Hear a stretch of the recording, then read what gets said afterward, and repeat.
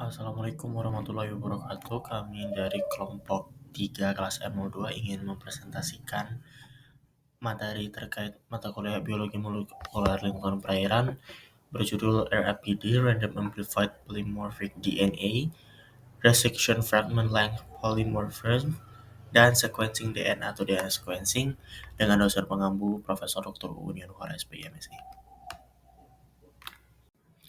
Dan ini adalah anggota kelompok kami, ada Sofia Sianturi, Khofifah Sabila Tulina Kapitan, Elviana Nuril, Irmaniki Veronica, Faiza Vicena, Razan Adha, dan Sabrina Maulidia. Oke, jadi kita masuk ke latar belakang biologi molekuler lingkungan perairan berkembang pesat seiring kebutuhan identifikasi spesies dan pemetaan biodiversitas yang akurat. Metode analisis DNA seperti DNA barcoding dan environmental atau eDNA digunakan untuk mendeteksi organisme akuatik secara presisi melalui penanda genetik yang objektif. DNA barcoding memperjelas identitas taksonomik, sementara eDNA mendeteksi keberadaan spesies dari sampel lingkungan tanpa pengambilan individu secara langsung. Informasi genetik yang dihasilkan berperan dalam konservasi, pengelolaan stok ikan, dan perlindungan spesies endemik. Indonesia sebagai pusat keanekaragaman hayati akuatik memerlukan penerapan metode DNA untuk mengatasi keterbatasan metode konvensional berbasis morfologi. Tujuannya adalah menjelaskan konsep dasar metode analisis DNA dalam biologi molekuler dan menguraikan perannya dalam identifikasi spesies, biodiversitas, dan manajemen sumber daya akuatik.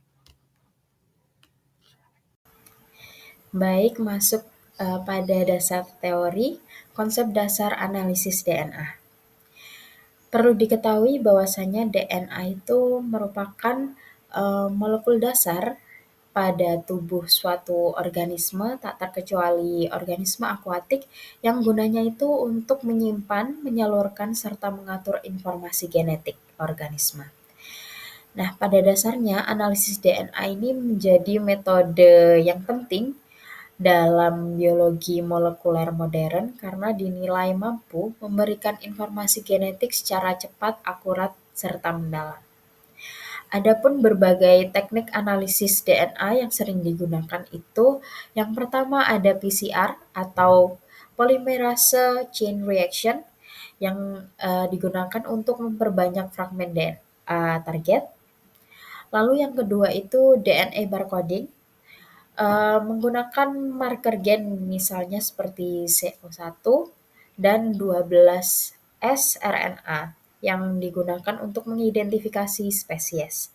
Lalu yang ketiga itu ada Next Generation Sequencing atau NGS yang memungkinkan untuk sequencing ribuan hingga jutaan fragmen dalam waktu singkat. Nah, kemajuan dari model analisis DNA ini melahirkan pendekatan environmental DNA atau eDNA, yaitu metode non-invasif yang mendeteksi DNA dari sampel lingkungan seperti air, tanah, maupun sedimen, sehingga dapat digunakan untuk survei biodiversitas, mendeteksi spesies langka, invasif, maupun spesies yang sulit ditangkap apabila menggunakan metode konvensional. Baik, selanjutnya yaitu marker genetik dan penerapannya, di mana marker genetik ini biasanya digunakan sebagai penanda variasi DNA dan pemilihan marker yang tepat untuk menentukan kualitas hasil penelitian. Adapun marker genetik itu dikelompokkan menjadi 4. Yang pertama yaitu marker genetik itu sendiri. Nah, biasanya pada marker genetik itu menggunakan gen mitokondria, yang juga sering digunakan dalam DNA barcoding karena dinilai mudah diamplifikasi dan juga memiliki basis data yang luas. Walaupun pada dasarnya menggunakan gen mitokondria itu hanya bisa mewakili garis maternal saja. Adapun yang selanjutnya itu ada mikrosatelit atau SSR, yaitu marker genetik yang memiliki tingkat polimorfisme tinggi sehingga efektif untuk analisis kekerabatan, paternitas, maupun struktur populasi, namun masih membutuhkan standarisasi laboratorium yang baik. Lalu selanjutnya yang ketiga yaitu SNPS, yaitu merupakan variasi satu basa tunggal yang sangat bermanfaat untuk studi genomik populasi, migrasi, dan juga adaptasi, walaupun analisisnya ini lebih kompleks dan juga biayanya itu cenderung mahal. Lalu sementara itu yang terakhir itu ada eDNA metabarcoding yang metode ini itu memungkinkan identifikasi banyak spesies sekaligus dari sampel lingkungan dengan akurasi yang tinggi, sehingga metode ini itu sangat populer untuk pemantauan keanekaragaman hayati perairan di sungai, danau maupun laut. Nah, relevansi dari analisis DNA dengan penelitian perairan itu sendiri dapat memberikan terobosan penting bagi penelitian di bidang perairan. Contohnya yang pertama yaitu metode DNA itu dapat mendeteksi spesies langka maupun invasif yang sulit ditemukan apabila menggunakan metode konvensional. Lalu analisis DNA itu dapat membantu identifikasi stok ikan untuk manajemen perikanan berkelanjutan, mendukung konservasi dengan menilai keragaman genetik populasi alami, memberikan informasi genetik juga bermanfaat dalam program restocking dan restorasi ekosistem, juga dapat menjadi indikator awal pencemaran melalui perubahan komunitas mikroorganisme.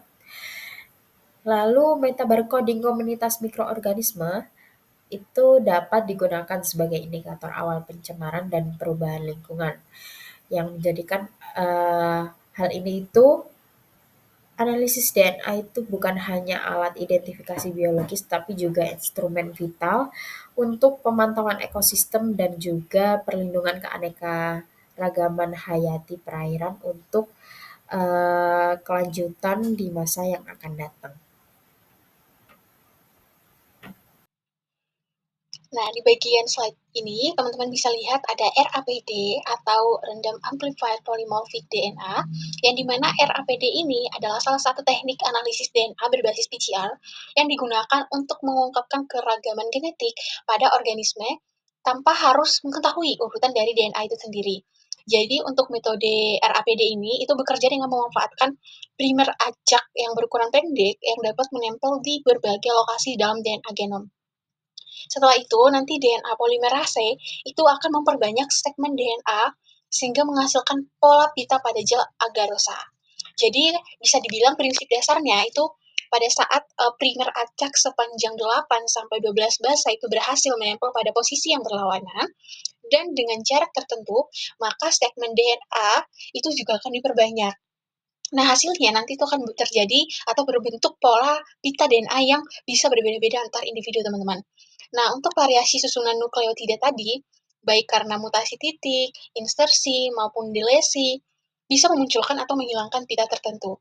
Nah, pola pita tadilah yang ternyata bisa mencerminkan adanya perbedaan atau polimorfisme genetik antar individu maupun antar populasi, gitu. Oke, teman-teman, selanjutnya kita masuk ke bagian teknik pelaksanaan RAPD tadi. Nah, tahapan utamanya itu dimulai dari persiapan sampel dan DNA. Jadi, sampel ini bisa berasal dari jaringan tumbuhan, hewan, maupun mikroorganisme sesuai dengan tujuan penelitian masing-masing.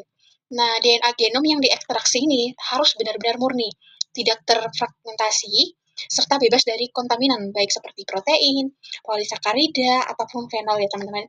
Nah, jadi hal-hal tadi itu penting diperhatikan karena kontaminasi itu dapat mengganggu jalannya proses PCR itu sendiri.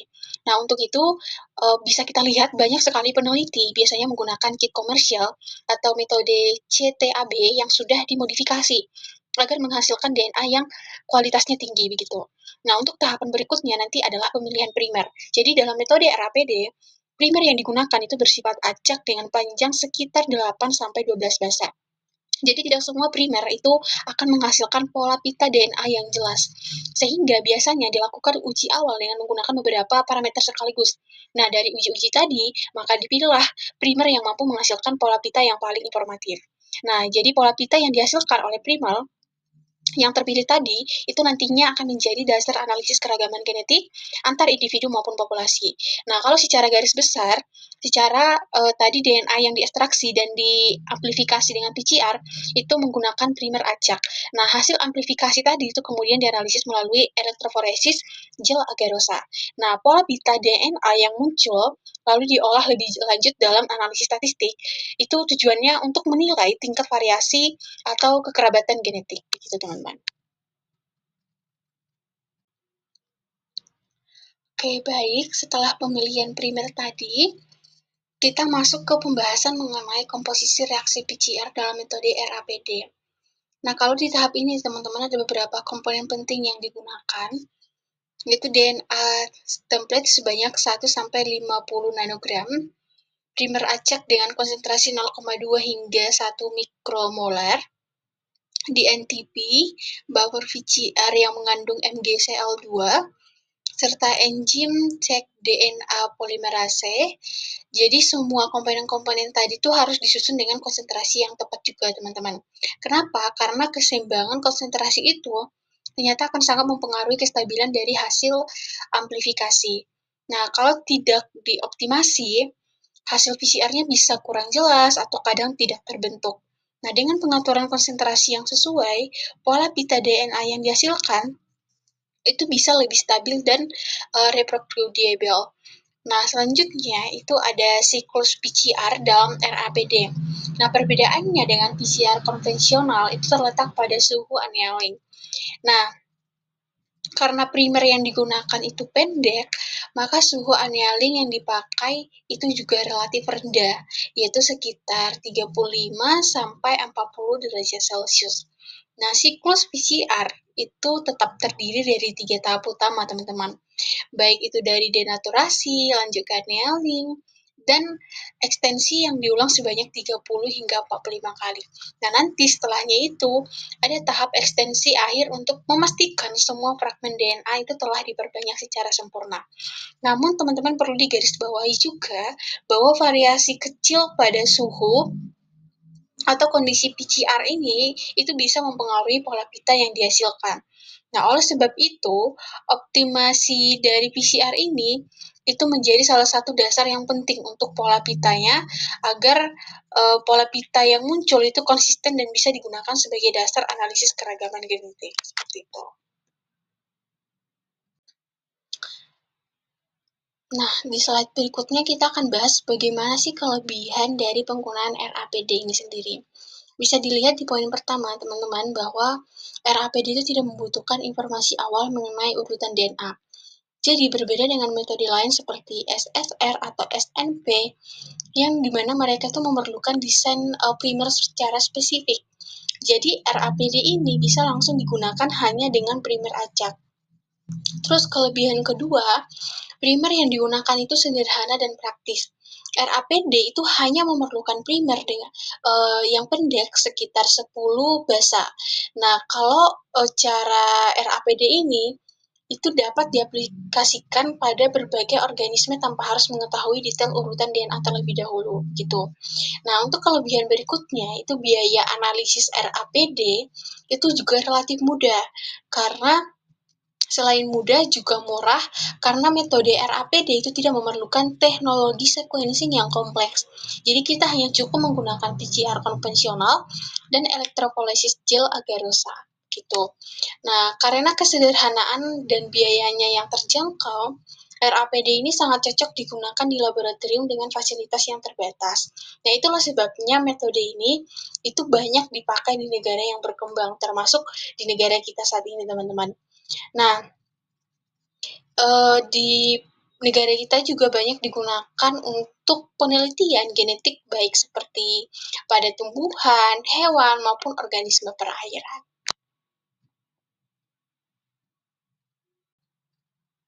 Oke, teman-teman, selanjutnya untuk kelebihan RAPD selanjutnya, itu RAPD mempunyai sensitivitas yang tinggi karena RAPD ini primernya acak dan bisa menempel di banyak lokasi genom. Nah, perbedaan kecil pada sekuens DNA saja sudah bisa menghasilkan variasi pola pita, sehingga efektif untuk membedakan genotip bahkan antar individu dalam satu populasi. Nah, selain itu juga RAPD ini fleksibel digunakan di berbagai bidang, mulai dari tanaman, hewan, mikroba, hingga studi epidemiologi. Nah, teman-teman, RAPD ini juga bermanfaat dalam penelitian biodiversitas dalam program pemuliaan. Jadi teman-teman bisa cari contoh-contohnya di jurnal, itu banyak digunakan dalam penelitian biodiversitas. Oke, teman-teman, tadi sudah ada kelebihan dari RAPD. Ternyata metode RAPD ini sendiri juga memiliki beberapa kelemahan maupun kekurangan. Jadi metode RAPD ini mempunyai kelemahan utama pada reproducibility-nya atau konsistensi hasilnya. Jadi pola pita itu bisa berbeda meskipun sampelnya sama, karena bisa saja dipengaruhi oleh variasi suhu annealing, kualitas DNA, maupun konsentrasi reagennya. Nah, faktor-faktor tadi itu membuatnya hasil dari metode RAPD ini sulit untuk konsisten antar laboratorium, sehingga metode RAPD sering dikombinasikan dengan marker lain, baik seperti ISSR atau SSR. Nah, selain itu juga RAPD ini termasuk dalam penandaan dominan, sehingga tidak bisa membedakan genotip homozigot dan heterozigot. Nah, pita yang muncul itu hanya menunjukkan ada atau tidaknya fragmen DNA, sehingga kurang informatif untuk studi populasi yang membutuhkan data genetik yang lebih detail.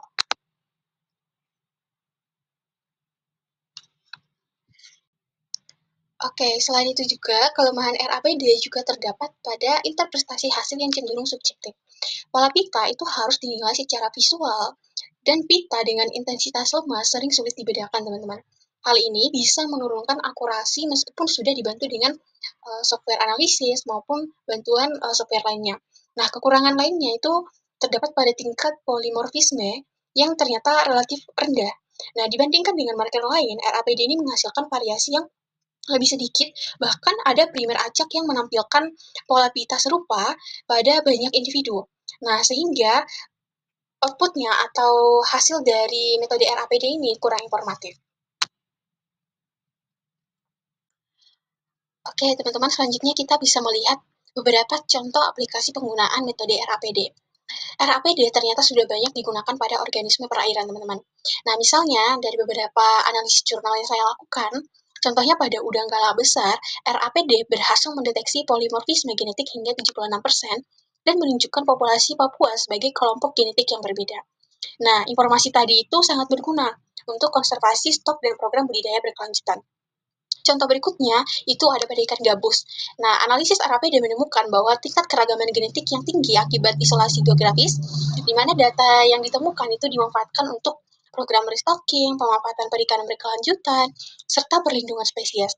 Nah, sementara pada kerang pipi, RAPD menunjukkan jarak genetik yang rendah antar lokasi, menandakan homogenitas genetik.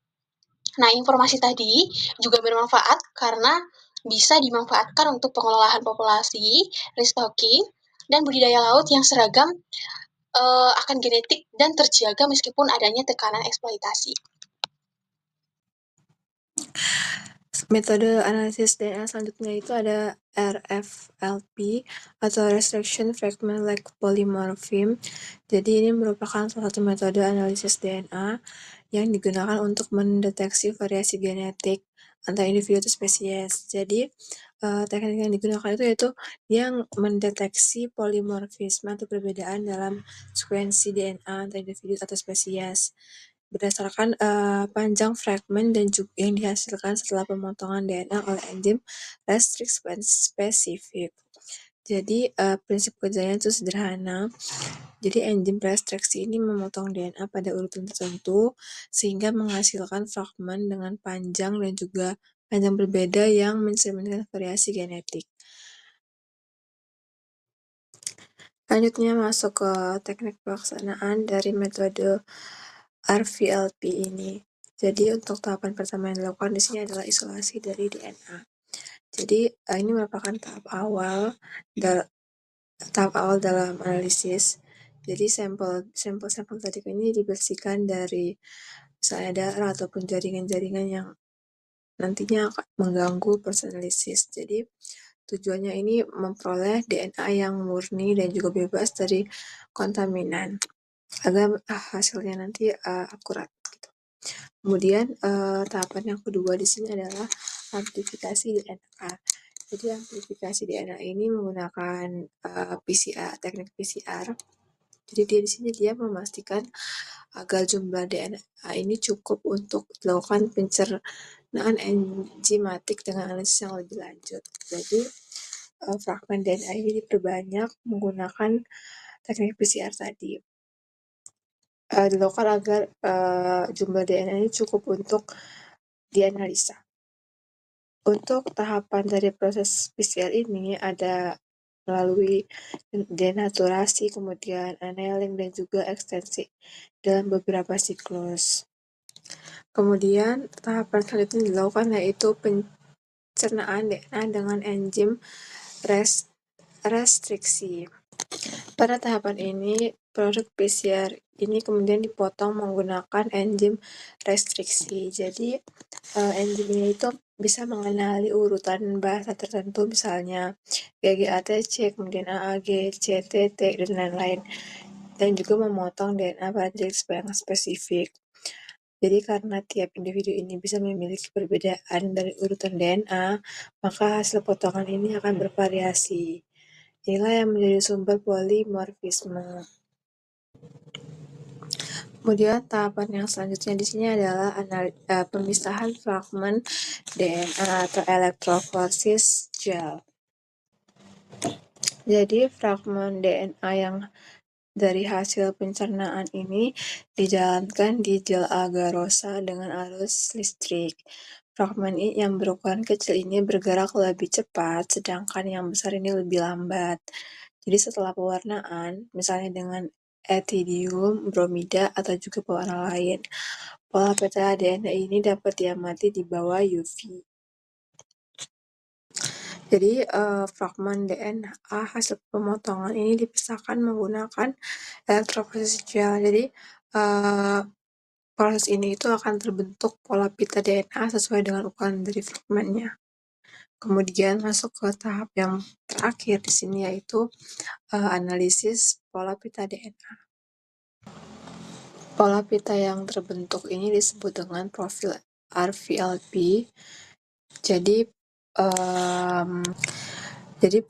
pita yang muncul ini dapat dibandingkan antara sampel.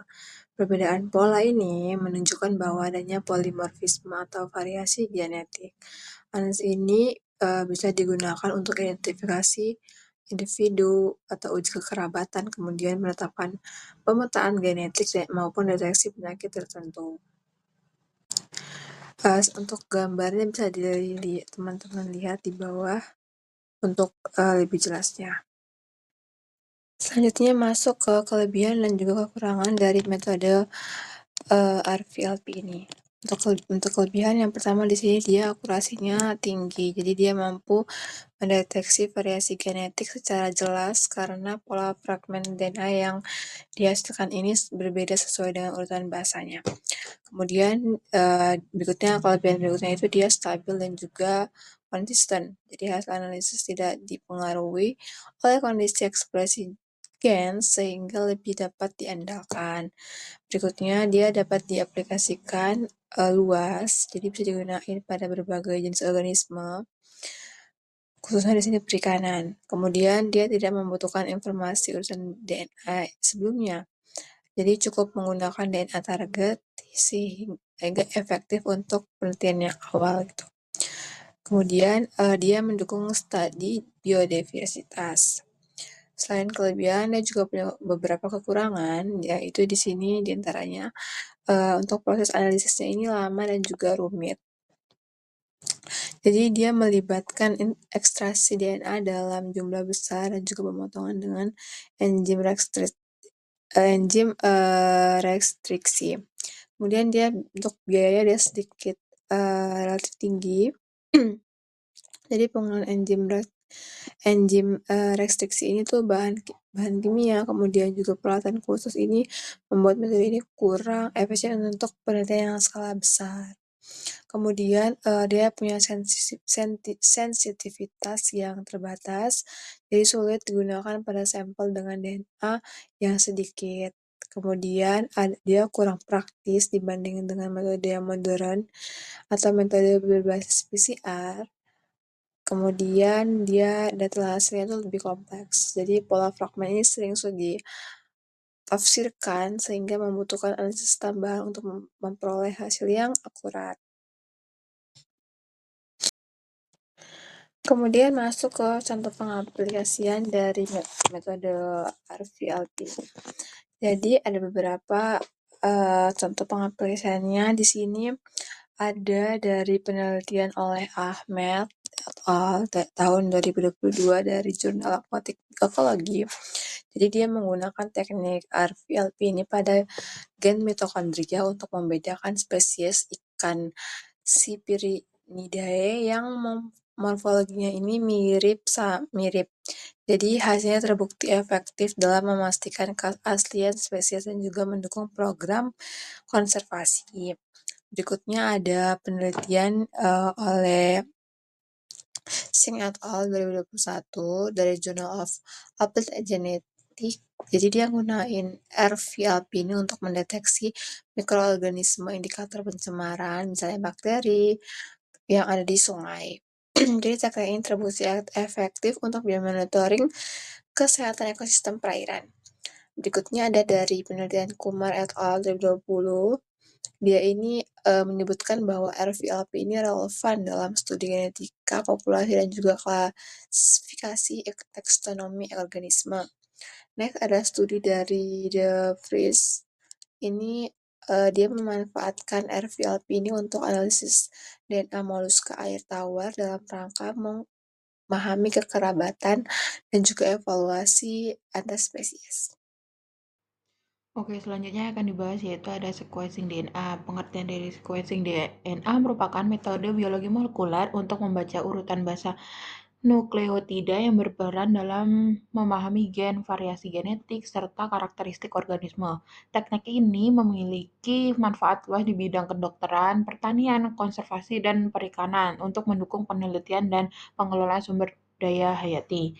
Adapun prinsip dasar dalam sequencing DNA yaitu membaca urutan basa nukleotida melalui proses sintetis atau pemutusan rantai DNA yang diawali dari isolasi DNA murni dan memperbanyakannya menggunakan PCR. Teknik ini dapat dilakukan dengan berbagai metode seperti metode Sanger, metode NGS, dan metode long read sequencing.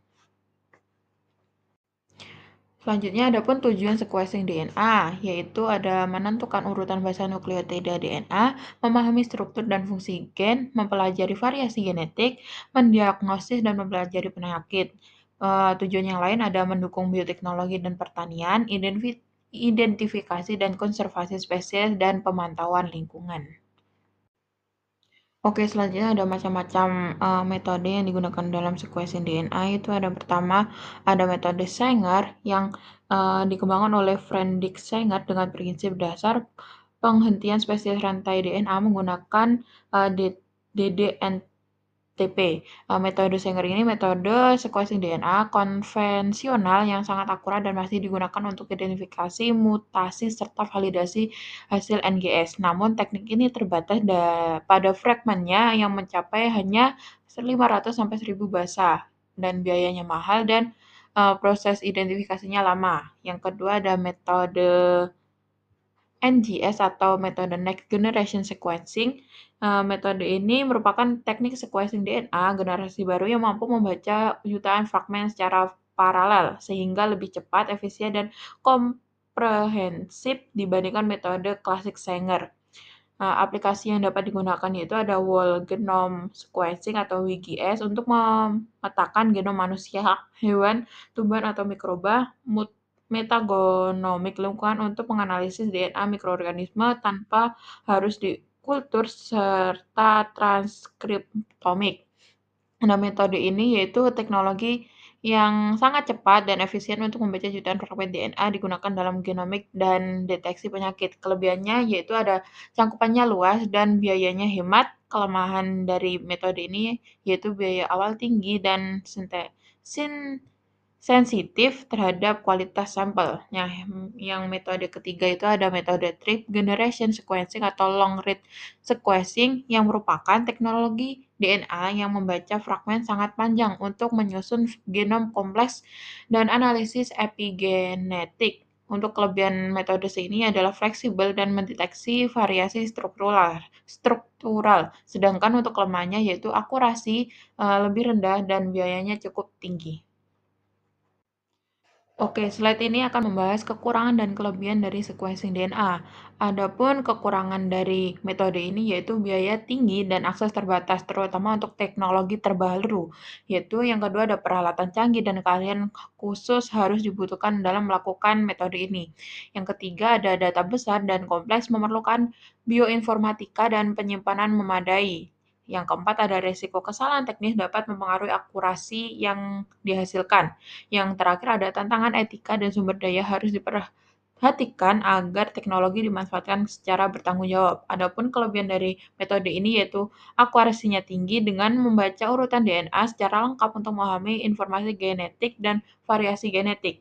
Yang kelebihan kedua ada identifikasi dan pemantauan. Jadi DNA barcoding dan eDNA untuk identifikasi spesies, pemantauan lingkungan, dan keanekaragaman hayati. Yang ketiga ada aplikasi luas digunakan di bidang kesehatan untuk mendiagnosis penyakit, terapi spesifik pada perikanan, pertanian, bioteknologi, dan forensik. Adapun kelebihan yang terakhir yaitu ada efisiensi teknologi. Dengan contoh, metode NGS dapat mempercepat proses sequencing lebih efisien dan hasilnya lebih komprehensif.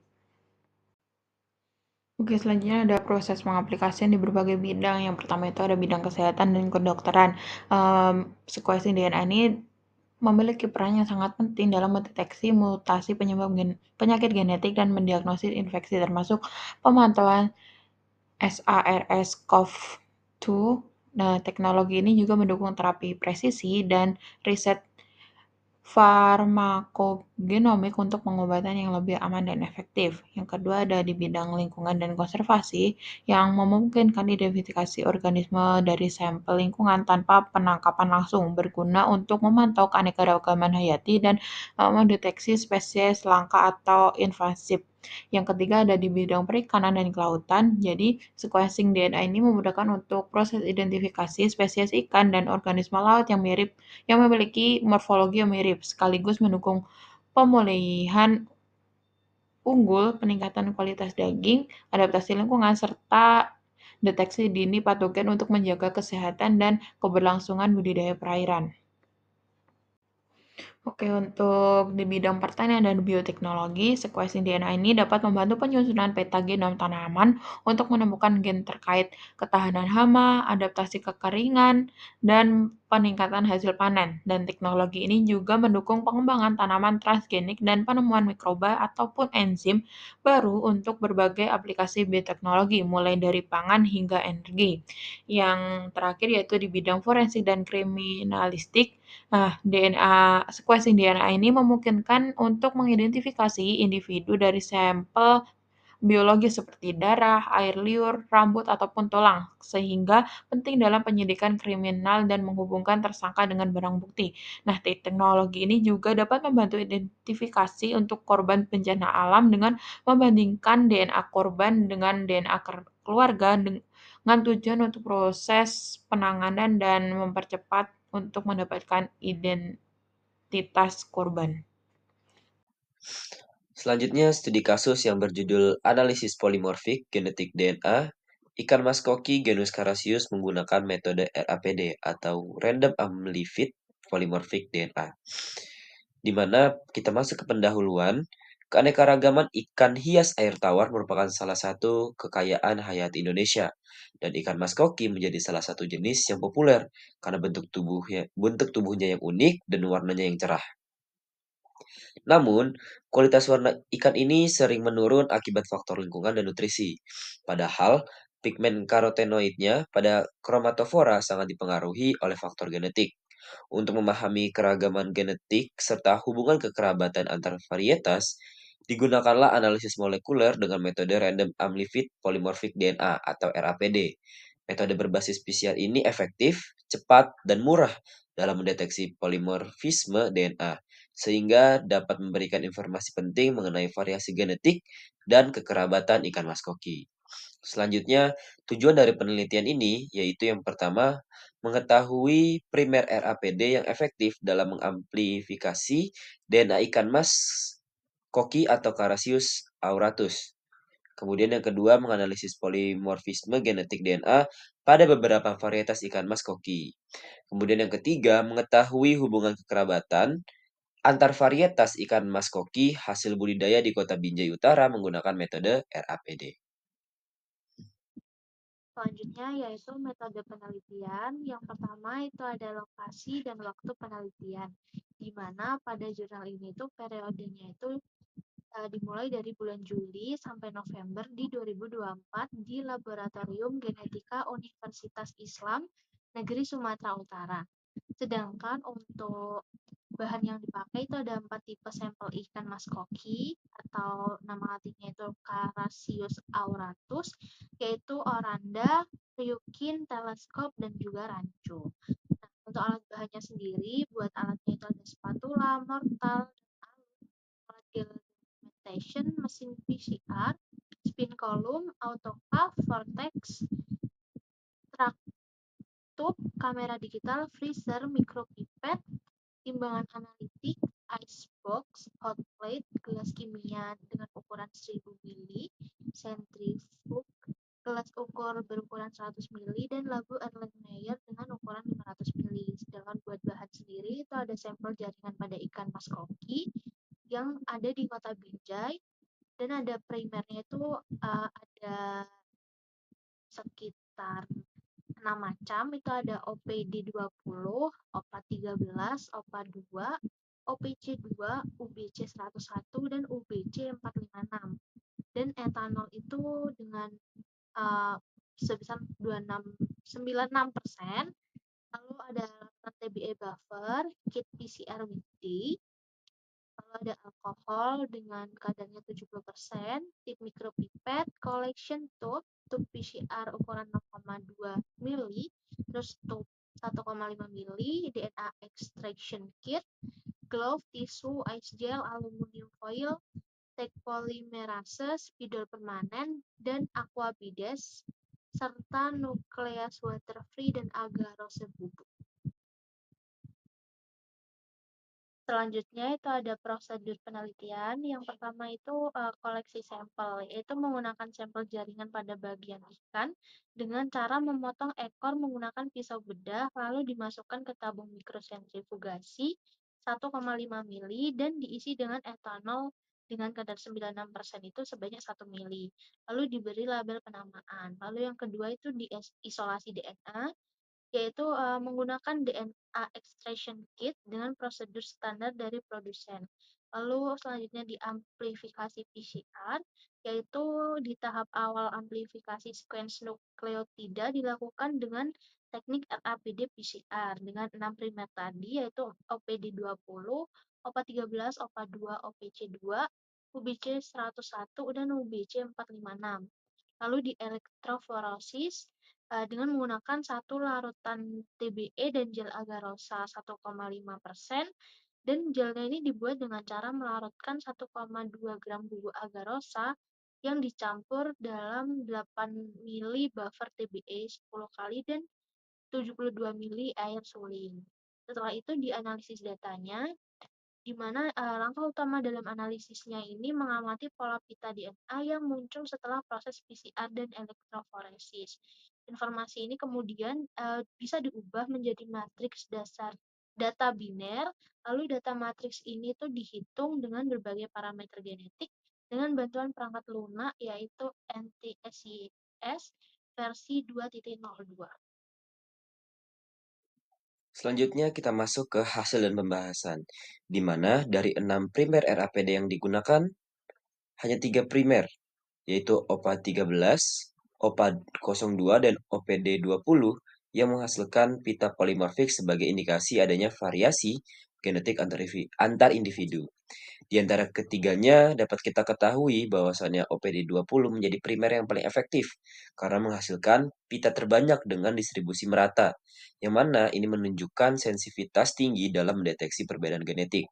Keberhasilan primer ini juga dipengaruhi oleh kualitas DNA template suhu annealing, dan kondisi PCR.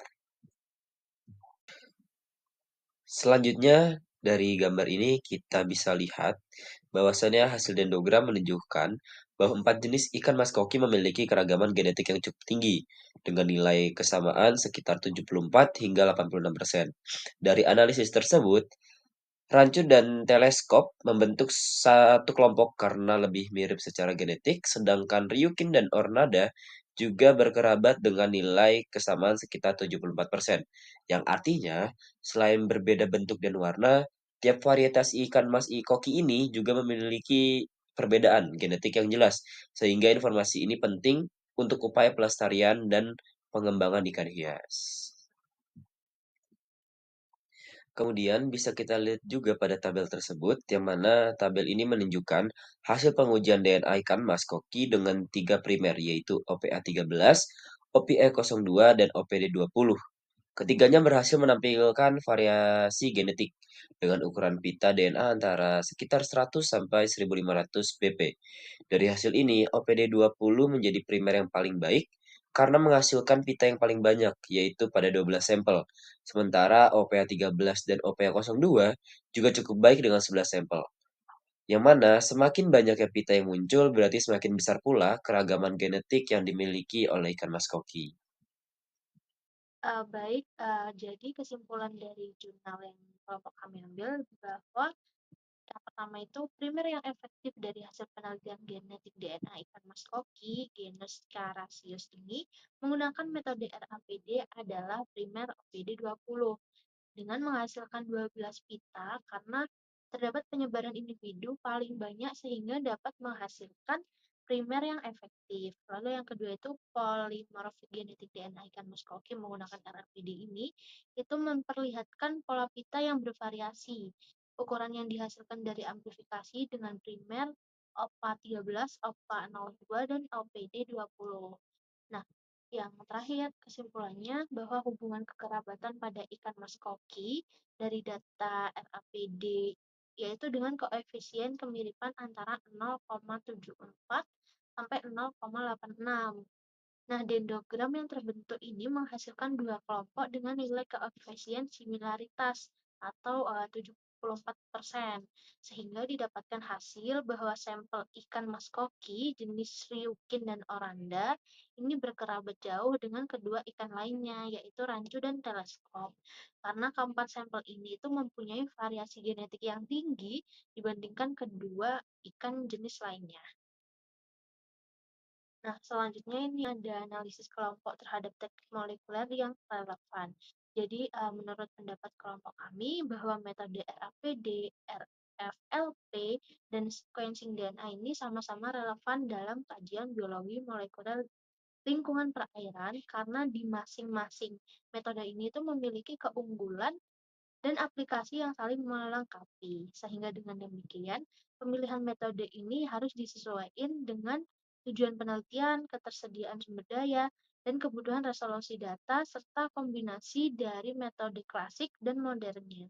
Bahkan dapat memberikan gambaran yang lebih komprehensif mengenai dinamika dari ekologi perairannya. Oke, jadi kesimpulannya analisis DNA merupakan metode penting dalam biologi molekuler untuk memahami variasi genetik, struktur populasi, dan mekanisme adaptasi organisme termasuk organisme perairan. Tiga metode utama yang sering digunakan adalah RAPD, RFLP, dan sequencing DNA. Masing-masing memiliki kelebihan dan kekurangan. RAPD punya kemudahan, biaya rendah, dan tidak membutuhkan informasi awal, dan memiliki kelemahan dalam hal reprodusibilitas. RFLP lebih akurat dan stabil, tetapi memerlukan DNA berkualitas tinggi dan prosedur yang relatif kompleks. Sementara sequencing DNA memberikan resolusi tinggi dalam kemampuan membaca informasi genetik secara detail, meskipun membutuhkan biaya dan teknologi yang lebih maju.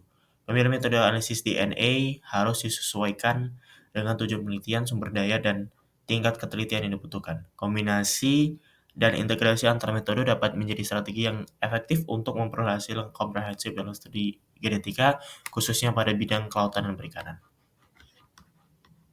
Baik, jadi kami tutup presentasi kelompok 3M02 terkait dengan mata kuliah biologi molekuler lingkungan perairan. Terima kasih bagi Anda yang sudah menyaksikan. Wassalamualaikum warahmatullahi wabarakatuh.